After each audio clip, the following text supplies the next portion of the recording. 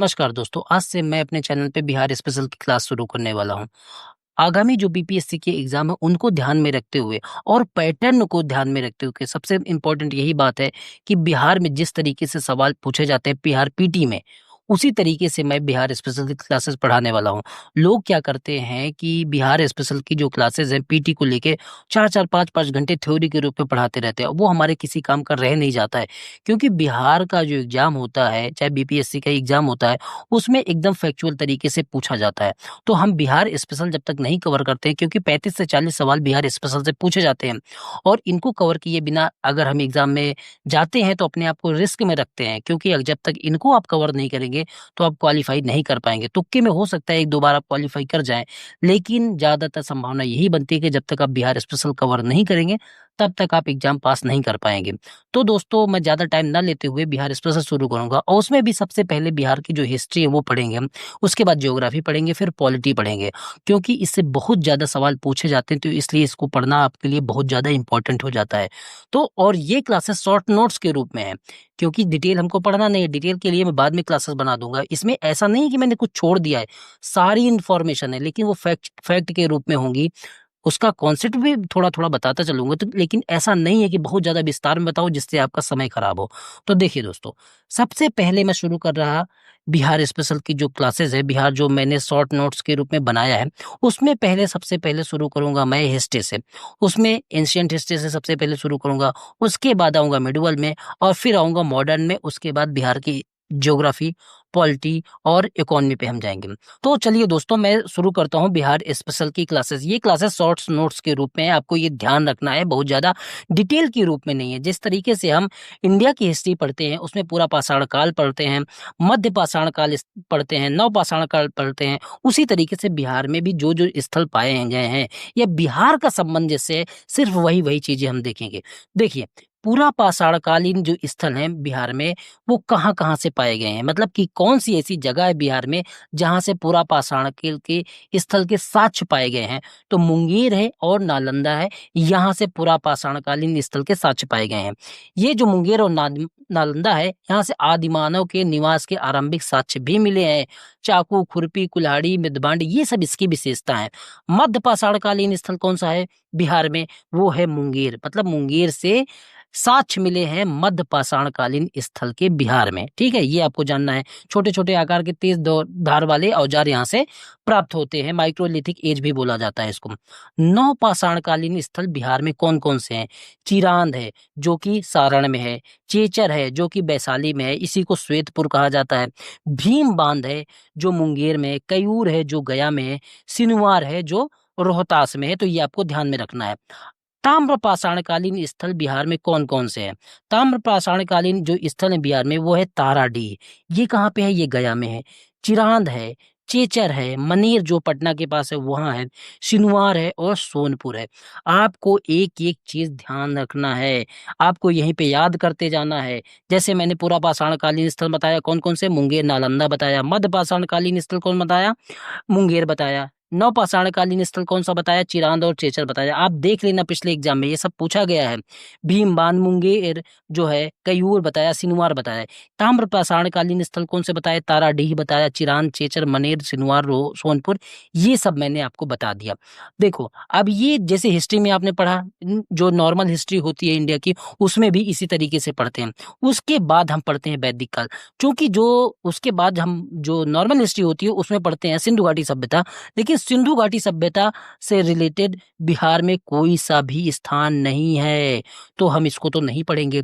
उसके बाद हम नॉर्मल हिस्ट्री में पढ़ते हैं वैदिक काल, उसके रिलेटेड जो बिहार में स्थल है या वैदिक काल में बिहार का कहाँ-कहाँ वर्णन है, ये भी हमको जानना बहुत ज़रूरी है, क्योंकि इससे सवाल पूछे जाते हैं। तो बिहार का सर्वप्रथम उल्लेख जो वैदिक काल में है, शतपथ ब्राह्मण में बिहार का सर्वप्रथम उल्लेख मिलता है। आपसे सवाल पूछा जाए कि बिहार का सर्वप्रथम उल्लेख कहाँ मिलता है, तो आप बताएँगे कि शतपथ ब्राह्मण में मिलता है। जो आज की गंडक नदी है, इसको वैदिक काल में सदा नीरा नदी बोला जाता था। पद्म पुराण एवं वायु पुराण में गया, राजगीर, पुनपुन, पुनपुन जो नदी है इनकी चर्चा मिलती है। कहाँ पे? पद्म पुराण एवं वायु पुराण में गया की चर्चा मिलती है, राजगीर की चर्चा मिलती है और जो हमारी पुनपुन नदी है उसकी चर्चा मिलती है। ऋग्वेद में कीकट एवं ब्रात्य जिसको पापी बोला जाता है, इन शब्दों का प्रयोग मिलता है। किसके लिए? बिहार के लिए। यजुर्वेद में जो विदेह राज्य का वर्णन मिलता है, जो हमारा विदेह राज्य था वो मतलब कि वैशाली वाला, वज्जी संघ वाला, उसका वर्णन यजुर्वेद में मिलता है। इसमें मिथिला राज्य का वर्णन मिलता है। इसमें ये निमि विदेह एक राजा है उनका वर्णन मिलता है। 25वें राजा जो जनक है इनका वर्णन मिलता है। इनकी पुत्री जो सीता थी उनका वर्णन मिलता है। तो ये सब किस में मिलता है? ये आपको ध्यान रखना है, ये यजुर्वेद में मिलता है। दोस्तों मैं इस क्लास को इसलिए तेज मतलब कि पढ़ा रहा, फास्ट पढ़ा रहा, बहुत ज्यादा रिपीट नहीं कर रहा, क्योंकि ये शॉर्ट नोट्स के रूप में है, यही आपके एग्जाम में काम आएगा।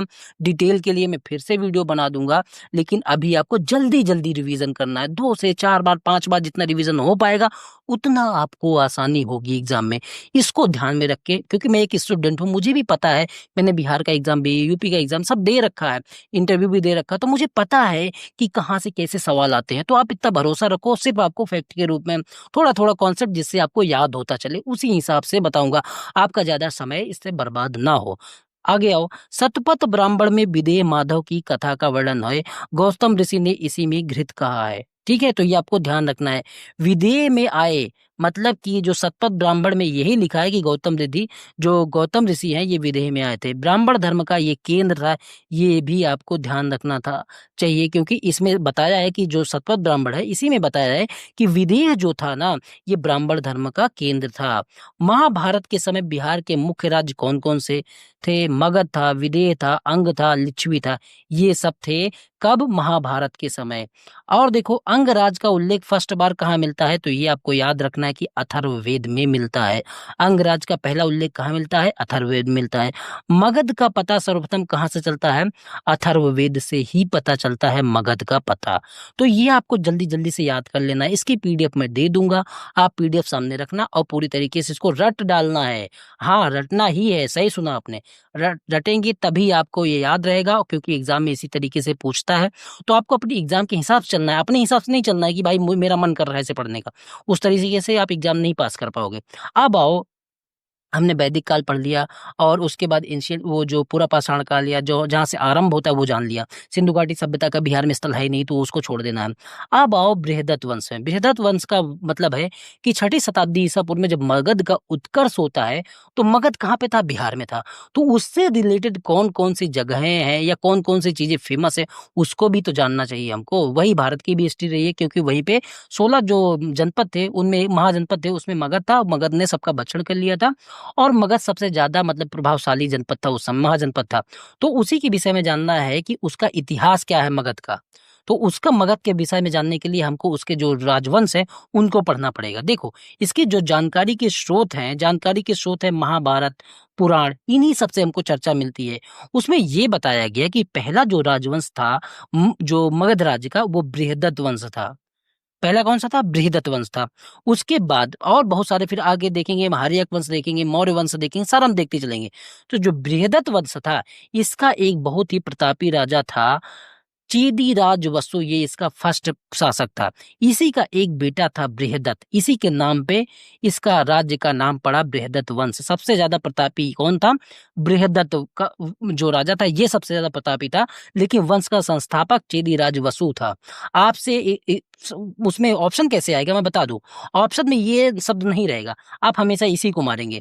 लेकिन अगर ऑप्शन में ये रहता है तब आपको चेदीराज वसु को ही मारना है। तो सबसे प्रतापी राजा कौन था? ये बृहदत्त था। ये जय संहिता के हिसाब से बताया गया है कि जय संहिता के हिसाब से सबसे प्रतापी राजा बृहदत्त था। उसके बाद कौन था? बृहदत्त के बाद इस वंश का राजा हुआ जरासंध। जरासंध जो है बहुत ही फेमस राजा था। जरासंध की जो राजधानी थी वो थी राजगीर। इसी को गिरिब्रज बोला जाता है, इसी को कुशाग्रपुर बोला जाता है, इसी को कुसुमपुर बोला जाता है, इसी को वसुमित्र बोला जाता है, वसुमती बोला जाता है। राजगीर, गिरिब्रज, कुशाग्रपुर, कुसुमपुर, वसुमती, इनमें से कोई भी आ जाए, आपको बृहदत्त वंश की राजधानी कहाँ थी तो आपको यही लगाना है, क्योंकि इसमें से कोई भी नाम दे सकता है। आपको राजगीर पता है, गिरिब्रज पता है, कुशाग्रपुर, कुसुमपुर, वसुमित्र कोई भी दे सकता है, तो आपको ये ध्यान रखना है। ठीक है, आप देखो जरासंध जो राजा था, इसने अपनी पुत्री का जो विवाह किया था वो कंस से किया था। ये भी आपकी थोड़ी सी स्टोरी है, आप जान लो। और इसी फिर इनसे जो जरासंध है, इसी से भीम का मल्ल युद्ध होता है, द्वंद्व युद्ध होता है वर्चस्व के कारण, और उसी में भीम इसको मार डालते हैं। तो जरासंध की जो अखाड़ा है या वो कहाँ पे है, वो राजगीर में है। ये भी सवाल आपसे पूछा जा सकता है। इसी जरासंध की पुत्री का विवाह किससे होता है, कंस से होता है। भीम इसको कृष्ण के सहयोग से निपटा देते हैं। ठीक है, ये आपको ध्यान रखना है। उसके बाद मगध का जो राजा बनता है वो सहदेव बनता है। सहदेव के बाद बृहदत्त वंश का जो अंतिम राजा होता है उसको बोलते हैं जपुंजय। ये बृहदत्त वंश का अंतिम राजा होता है। इसी का एक दरबारी मंत्री होता है जिसका नाम था पुलिक। यही पुलिक जो दरबारी मंत्री था, इसकी रिपुंजय की हत्या कर देता है। और फिर इस पुलिक की ही हत्या एक दरबारी सामंत जिसका नाम भट्टी या मैया था, वो इसकी हत्या कर देता है। यही भट्टी और या मैया जब भाई इसकी हत्या कर देता है, तो इसी भट्टी या मैया का जो पुत्र था बिंबिसार, उसके लिए रास्ता साफ हो जाता है। फिर यही बिंबिसार आगे चल के इसका क्या कहते हैं, जो बृहदत्त वंश था इसका राजा बनता है, और अपना जो वंश है उसका नाम चेंज कर देता है। ठीक है, और उसका नाम ये रख देता है हर्यक वंश। तो अब हम जानते हैं हर्यक वंश के बारे में। हमने बृहदत्त वंश का जान लिया कि इसका संस्थापक कौन है, बृहदत्त है, जब चेदी राजवंश न दिया हो तब। ठीक है, अब आओ हर्यक वंश में। ये स्टेप बाय स्टेप पूरा पढ़ाऊंगा, ज्यादा भाग दौड़ की बात नहीं है। देखो, हर्यक वंश, हर्यक वंश में पढ़ने से पहले आप ये जान लो कि हर्यक वंश में शासक कौन कौन से थे। ये भी इंपॉर्टेंट है, कभी कभी पूछ लेता है, क्रम पूछ लेता है। तो सबसे पहले इसमें शासक बनेगा बिंबिसार, जो किसका पुत्र था, मैया या भट्टी का पुत्र था। उसके बाद शासक बनेगा अजातशत्रु। उसके बाद शासक बनेगा उदयन या उदयभद्र। उसके बाद शासक बनेंगे अनिरुद्ध या मुंडक। उसके बाद लास्ट शासक बनेगा नागदशक। फिर इसकी हत्या होके फिर अगले वंश की स्थापना होती है। तो सबसे पहले हम क्या समझेंगे, सबसे पहले हम बिंबिसार के विषय में जानते हैं। सार का अब पूरा हर्यक वंश कितना है, 543 से लेके 543 से लेके 413 ईसा पूर्व तक ये हर्यक वंश का शासन है। और उसमें 543 से लेके 492 तक ये किसका शासन है, यहीं से बिंबिसार का शासन। देखो, मगध का वास्तविक संस्थापक इसको बोला जाता है बिंबिसार को, ये आपको ध्यान रखना है। इसको क्षेत्रोजय या श्रेणिक भी बोला जाता है, क्योंकि इसने अपने बहुत सारे क्षेत्रों को जीता। इसने क्षेत्र विस्तार की नीति अपनाई, इसलिए इसको क्षेत्रोजय भी बोला जाता है। इसको बुद्ध का मित्र भी बोला जाता है, क्योंकि बुद्ध का ये मित्र था, इसलिए इसको बुद्ध का मित्र भी बोल दिया जाता है। ये साम्राज्यवादी शासक था। देखो, और इसकी राजधानी क्या थी, राजधानी भी वही रहेगी जो पुराने से चली आई है, जिसको राजगृह बोला जाता है या राजगीर बोला जाता है। इसके समकालीन कौन कौन से थे, इसके समकालीन बुद्ध थे, प्रसेनजीत जो कौशल का राजा था, चंड प्रद्योत जो अवंती का शासक था, ये इसके बिंबिसार के समकालीन थे। ठीक है, अब इसको ध्यान रखना, ये बिंबिसार है। बिंबिसार हर्यक वंश का संस्थापक है, हर्यक वंश का राजा है। एक दूसरा शासक का नाम आता है बिंदुसार। बिंदुसार जो है ये अशोक का पिता था, ये मौर्य वंश का शासक है। यहाँ पे थोड़ा सा आपको ध्यान रखना है, इसमें गड़बड़ाना नहीं है। अब आओ क्षेत्र विस्तार की नीति। क्षेत्र विस्तार की नीति इसने इसलिए इसे अपनाता है क्योंकि ये मगध को मजबूत बनाना चाहता था। मगध का उत्कर्ष इसी के राज्य में होता है। क्यों? क्योंकि ये क्षेत्र विस्तार की नीति अपनाता है। युद्ध में हाथी का प्रयोग सर्वप्रथम यही करता है। कौन करता है? बिंबिसार करता है। आपको याद करते जाना है। वास्तविक संस्थापक कौन है? बिंबिसार। क्षेत्रोजय बोला जाता है, श्रेणिक बोला जाता है। राजधानी इसकी राजगीर है या राजगृह है। ये बुद्ध का मित्र था। क्षेत्र विस्तार की नीति अपनाता है। युद्ध में हाथी का सर्वप्रथम प्रयोग यही करता है। ठीक है। अब बिंबिसार जो है अपने क्षेत्र विस्तार के लिए वैवाहिक नीति अपनाता है, पॉलिटिकल मैरिज करता है। बहुत सारे जो देश की रानियां थी या उनकी जो पुत्रियां थी या उनकी जो बहनें थी उनसे मतलब कि शादी करता है, जिससे इसका क्षेत्र बढ़ सके। तो उनमें पहली जो मतलब कि जिनसे शादी करता है वो लिच्छवी शासक चेटक थे। उनकी पुत्री जो चिल्लना थी उनसे विवाह करता है। ये आपसे पूछा जाएगा भाई, कहानी नहीं सुना रहा, ये बिहार में पूछा जाता है इसलिए बता रहा। उसके बाद कौशल शासक प्रसेनजीत हैं, जो उनकी बहन जो थी महाकोशला उनसे शादी करता है। भद्र या मध्य जो पंजाब के एरिया में देश की राजकुमारी क्षेमा है उनसे शादी करता है। विदेह की वैश्वी है उनसे शादी करता है। ये पॉलिटिकल मैरिज होती है अपने क्षेत्र के विस्तार के लिए। ठीक है, इस तरीके से ये पंजाब का क्षेत्र इसके मतलब कि कंट्रोल में आ जाता है और बिहार के जो बहुत सारे क्षेत्र हैं वो इसके कंट्रोल में आ जाते हैं, क्योंकि ये पॉलिटिकल मैरिज करता है। अब देख लो बिहार में जो है, अब इसी थोड़ा सा देख लो, बाकी आगे चल के बताऊंगा कि बिहार में 16 महाजनपद कौन कौन से थे, बिहार में कितने थे, यूपी में थे कितने थे, वो थोड़ा सा हिंट आपको यहीं पे देता चलूंगा। ठीक है, बिहार में जो 16 महाजनपद टोटल थे टोटल, उसमें यूपी में 8 थे, ठीक है, बिहार में 3 थे उसमें से, मतलब 16 में से 8 यूपी में, बिहार में 3, और जो है राजस्थान में थे, एमपी में थे, इधर अफ़गानिस्तान में थे, ये सब मिला के 16 थे, और दक्षिण भारत में एक असमक था, वो था, ठीक है। तो बिहार में 16 महाजनपदों में से 3 जो है बिहार के क्षेत्र में थे। आपसे सवाल पूछा जाएगा कि 16 महाजनपद जो थे, उनमें से बिहार में कितने महाजनपद थे? तो आपको बताना है कि बिहार में 3 महाजनपद थे। कौन-कौन से थे? मगध था, अंग था, और तीसरा वज्जी था, ठीक है? 3 बताना, मगध, अंग, वज्जी। अब आपके मन में सवाल आएगा कि मगध अगर था तो मगध कहाँ-कहाँ था? या मगध का जो क्षेत्र आज के बिहार में कहाँ था? तो मगध का जो क्षेत्र है वो आज के पटना में, गया में, इन सब जगहों पे था। मगध वाला जो एरिया है वो आज के कहाँ पे था? वो पटना में था, गया में था। पटना जो था उसको पाटलिपुत्र बोला जाता था, और गया को राजगीर या राजगृह बोला जाता था। अंग जो एरिया था वो भागलपुर की तरफ था, जहाँ आज भागलपुर मुंगेर है, वहाँ पे अंग राज्य था, अंग महग जनपद था, और इसकी राजधानी कौन सी थी? चंपा थी, ठीक है। ये इसकी राजधानी थी मगध की, कौन सी? पाटलिपुत्र या राजगीर या राजगृह, ये समय समय पे चेंज होती रहती है, पहले राजधानी, इस समय पे अभी राजगीर या राजगृह ही है, ठीक है। अंग जो मतलब कि महाजनपद है वो भागलपुर मुंगेर वाले एरिया में है, और इसकी कैपिटल चंपा है। व्यापार वाणिज्य हेतु ये जो मतलब कि ये अंग है, ये व्यापार और वाणिज्य हेतु प्रसिद्ध था। वास्तुकार इसके महागोविंद थे, ठीक है।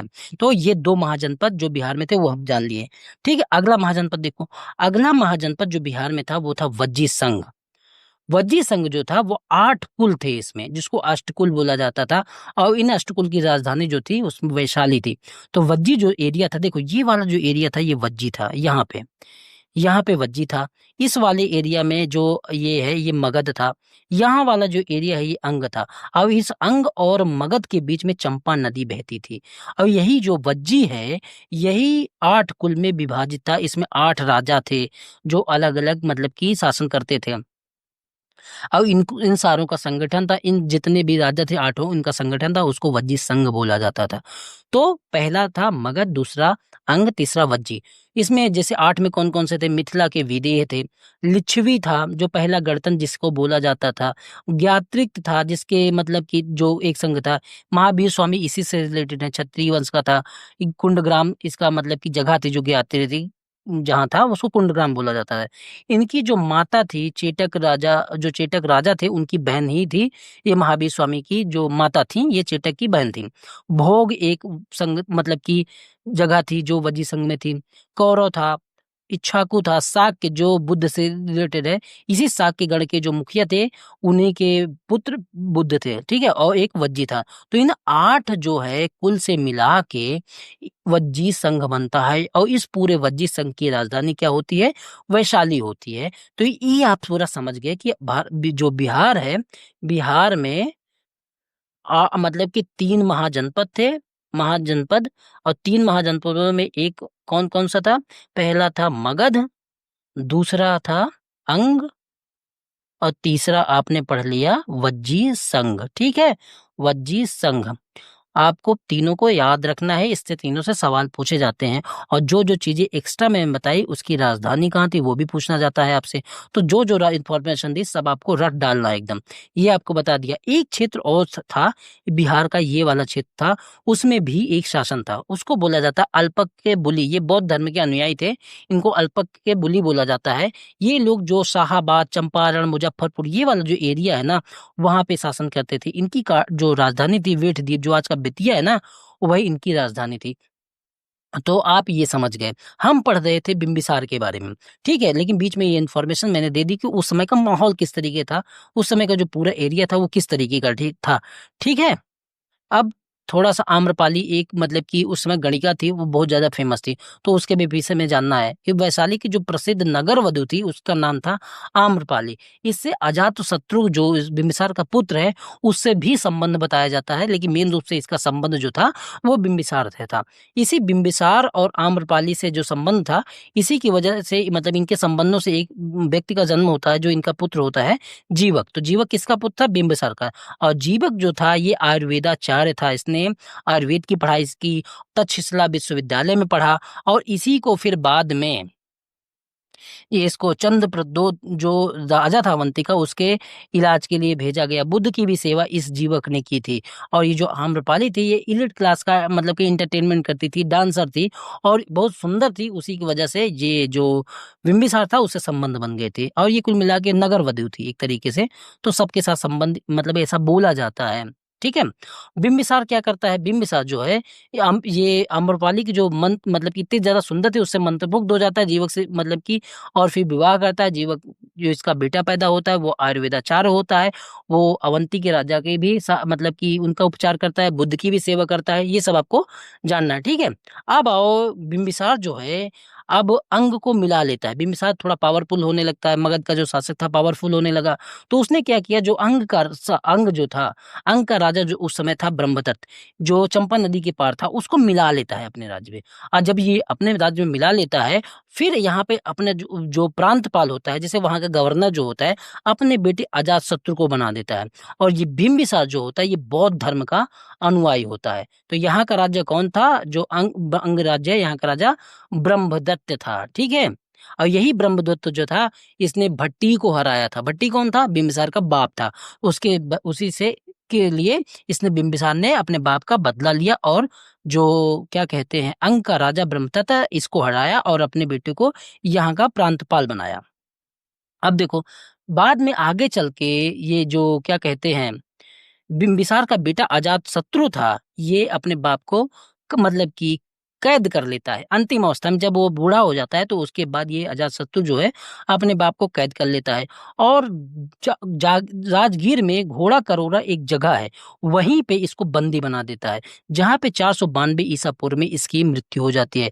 इस समय जो बिंबिसार था, इस समय इसके संबंध जो अवंती जो राज्य था उससे अच्छा था, तभी तो इसने अपने पुत्र जीवक को भेजा। तो अवंती से को चैलेंज कुछ था नहीं, अंग को मिला ही लिया था, तो कोई दिक्कत नहीं थी। लेकिन बिंबिसार का जो पुत्र था, उसी ने इसको कब्जा कर लिया, मतलब कि कैद कर लिया लास्ट टाइम में, जहां पे 492 ईसा पूर्व में इसकी मृत्यु हो जाती है। ठीक है।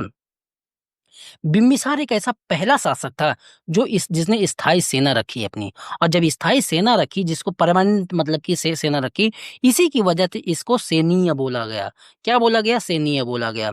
महाभाग जो बौद्ध ग्रंथ है, उससे ये पता चलता है कि जो बिम्बिसार था, इसकी 500 रानियां थी।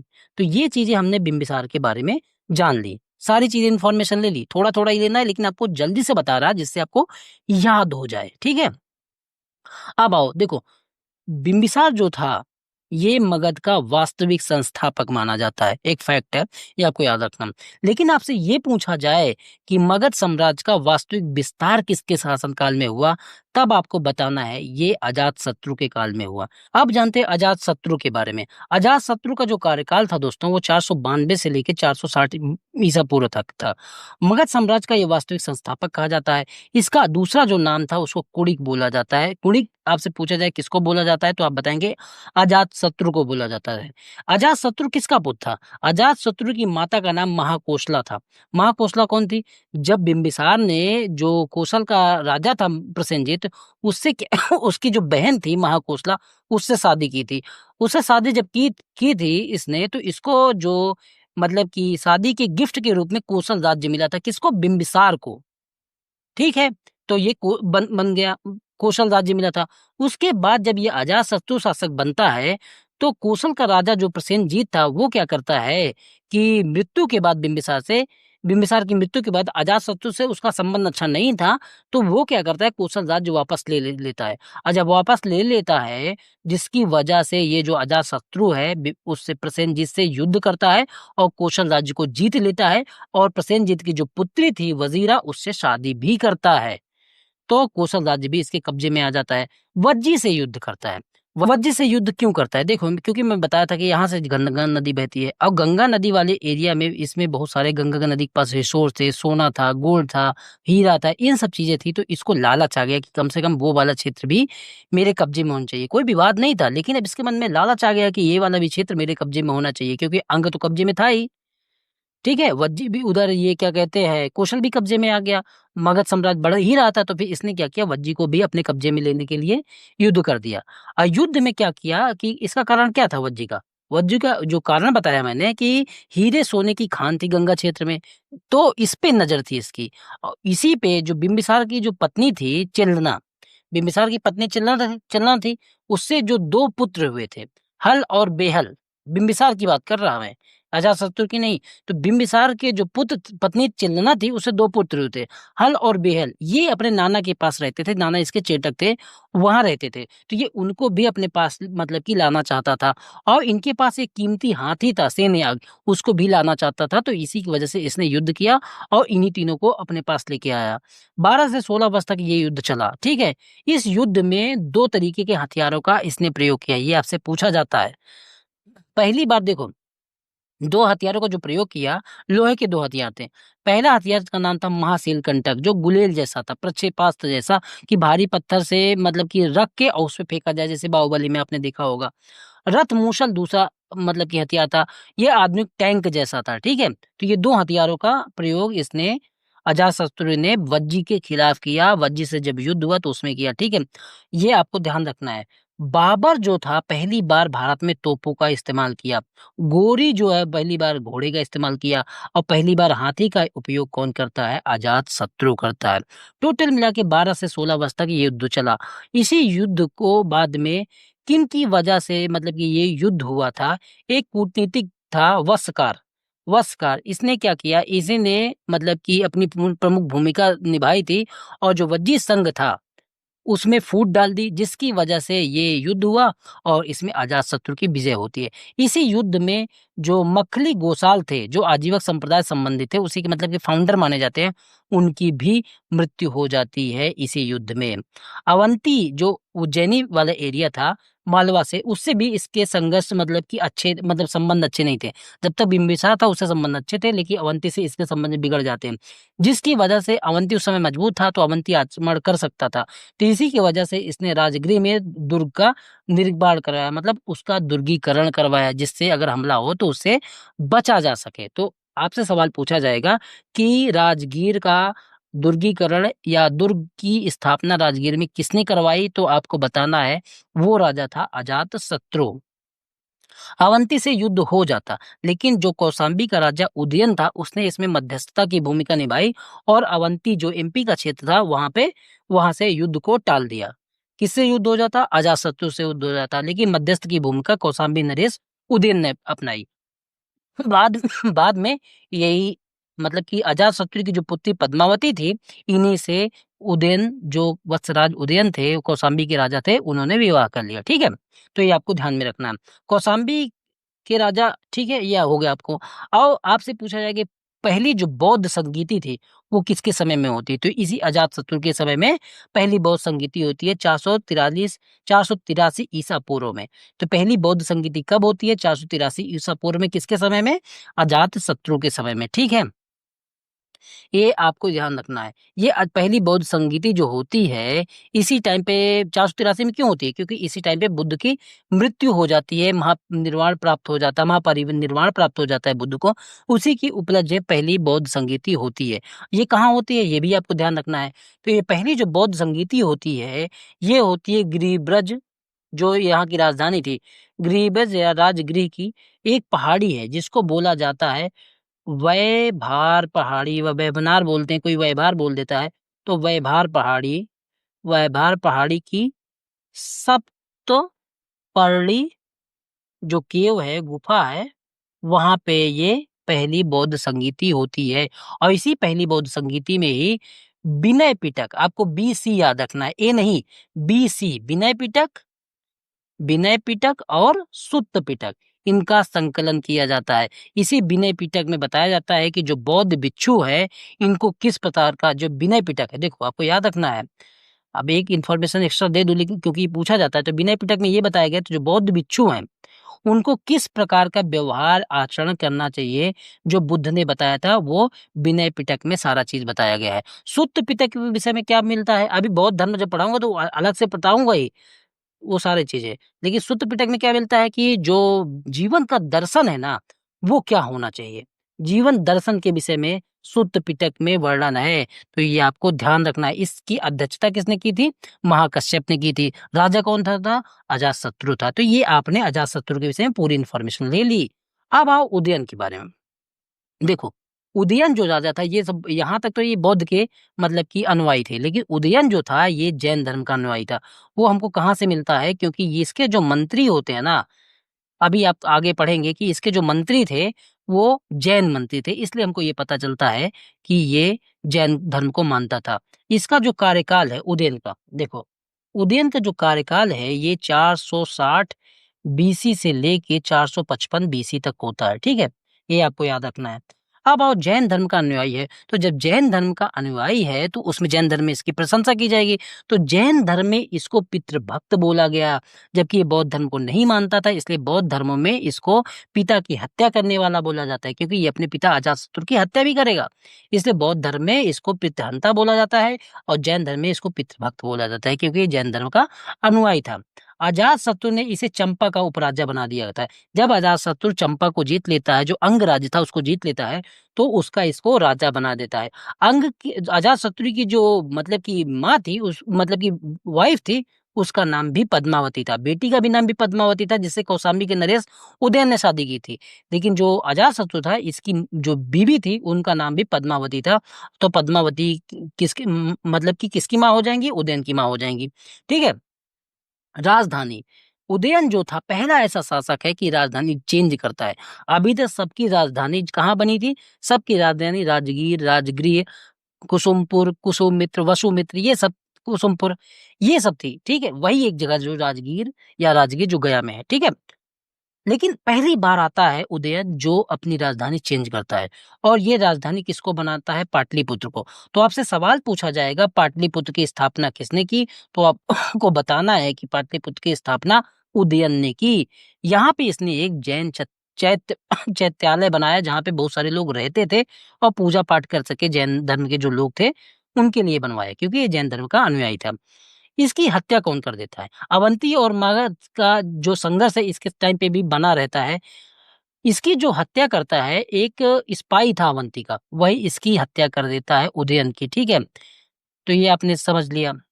अब आओ नागदशक, इसके विषय में थोड़ा सा जान लो। ये पाटलिपुत्र को अपनी राजधानी क्यों बनाता है? क्योंकि ग्रीवरस से चेंज करके इसलिए बनाता है कि गंगा का जो एरिया है ना, गंगा और सोन नदी के पास है पाटलिपुत्र, इसलिए ये पाटलिपुत्र को अपने राजधानी बनाता है। इसके जो 3 पुत्र थे, जो ये क्या कहते हैं उदयन था, इसके 3 पुत्र थे। कौन-कौन से थे? इसके 3 पुत्र थे अनिरुद्ध, जो मैंने पहले आपको नाम बता दिया, मुंडक और नागदशक। ये सब पितृहंता इसके बाद के माने जाते हैं। ठीक है, तो अनिरुद्ध, मुंडक और नागदशक। ये जो अनिरुद्ध था ये लिच्छवी के साथ उलझा रहा। मुंडक के विषय में ज्यादा जानकारी नहीं मिलती है। दीपवंश है जो बौद्ध धर्म का ग्रंथ है, उससे थोड़ी बहुत जानकारी मिलती है। और नागदशक के विषय में ज्यादा पता चलता है। महावंश जो बौद्ध धर्म का ग्रंथ है, उसी के अनुसार ये बताया गया कि हर्यक वंश का जो अंतिम शासक था ना, वो नागदशक या नागदर्शक, यही अंतिम शासक था। और इसी को मार के फिर जो काशी का प्रांतपाल शिशुनाग था, वो इसकी हत्या करके फिर शिशुनाग वंश की स्थापना कर देता है।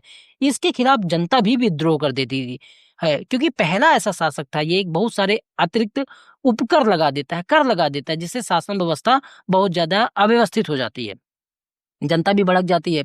तो जब ये कर लगा देता है, जनता भी भड़क जाती है, तो इसी का फायदा उठाता है काशी का प्रांतपाल जो शिशुनाग था उस समय पे। वो आता है, इसकी हत्या करता है और एक नए जो वंश की स्थापना करता है, उसका राजा खुद बन के बैठ जाता है। उस वंश का नाम है शिशुनाग वंश। ठीक है, तो अब हम जानेंगे शिशुनाग वंश के बारे में।